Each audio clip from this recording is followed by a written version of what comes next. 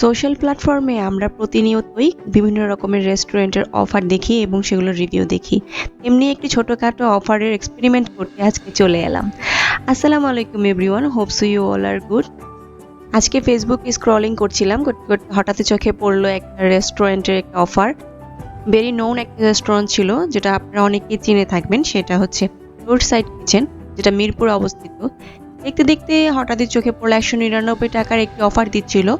এদের বিভিন্ন অফারের স্পেশাল কিছু নাম থাকে, আমার এই অফারটার নামটা অ্যাকচুয়ালি মনে ছিল না।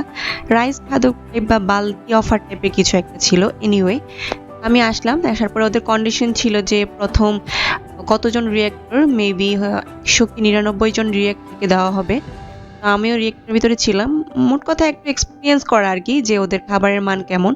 এদিকে আমি ওদের ওয়েটারকে দেখাচ্ছিলাম যে আমিও রিয়েক্টরের মধ্যে একজন। উনি দেখালো আমার যে ওদের অফারের ভিতরে কি কি আছে বা কয়টা আইটেম থাকবে।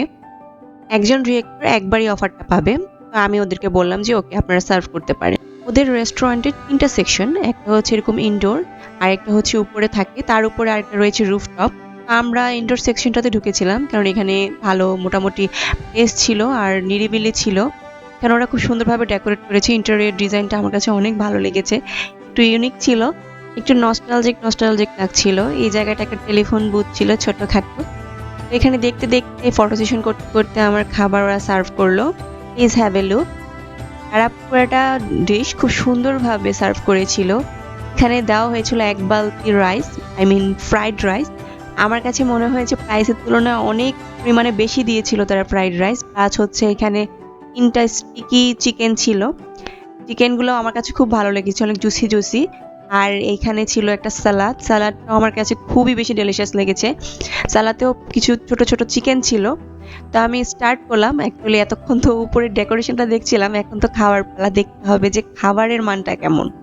ফার্স্ট বাইটেই আমার মুখের ভিতরে খাবারটা ব্লাস্ট করছিল। একটা জুসি ছিল আর ফ্রেশ, একদম যে খাবারগুলো হয় সেরকম লাগছিল। আর এখানে যে চিকেনটা ছিল, চিকেনটা অনেক ফ্রেশ ছিল আর চিকেনের পরিমাণটা অনেক বেশি ছিল। এক্সট্রা কিছু সস চেয়েছিলাম, তারা সেই সসও সার্ভ করেছিল। আমরা সচরাচর দেখি থাকি অফার প্রাইজের যে খাবারগুলোর মান তেমন একটা ভালো হয় না বা খাবার তেমন টেস্টি হয় না। আমার কাছে একবারও মনে হয়নি যে খাবারটা টেস্ট ছিল না। টেস্ট বাইট অনেক ভালো ছিল। ট্রাস্ট মি, আমার কাছে খাবার সত্যি অনেক ভালো লেগেছে। বাট আমি বুঝতে পারছিলাম না এত কম প্রাইসে এত ভালো খাবার দেওয়ার কারণটা কি ছিল। আমাদের ক্যামেরা দেখার কারণে বা আমরা ব্লগ করব সেরকম সুবাদে কিনা তারা ভালো সার্ভ করেছে, অ্যাকচুয়ালি আমি জানি না। আচ্ছা বন্ধুরা, আপনারা কারা কারা এমন ফুড অফার পেয়ে ছোটখাটো এক্সপেরিমেন্ট করতে গিয়েছেন, অবশ্যই আমাকে কমেন্টসে জানাবেন। এই ছিল আজকে ছোট্টখাটো একটা ব্লগ, মোট কথা বলতে গেলে ফুড ব্লগ।